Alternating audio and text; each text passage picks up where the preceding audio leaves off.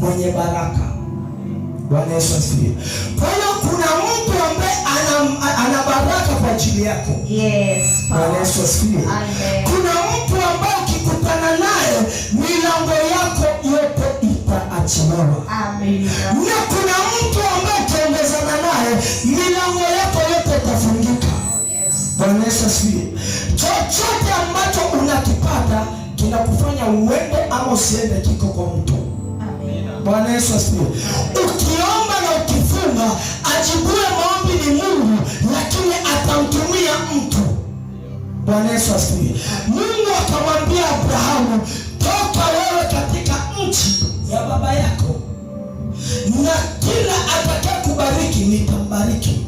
Na maandiko yanasema Abrahamu alikuwa ni mtu mwenye umri wa miaka 75 Mungu alipoongea naye. Oh yes. Bwana Yesu asifiwe. Amen. Alikuwa ni mtu mwenye miaka 75.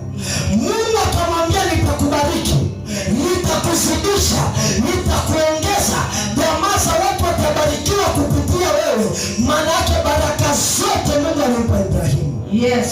Ukiona hata sisi leo tunaitwa watoto wa Abrahamu, ni kwa sababu Mungu alipitisha baraka kwa Ibrahimu.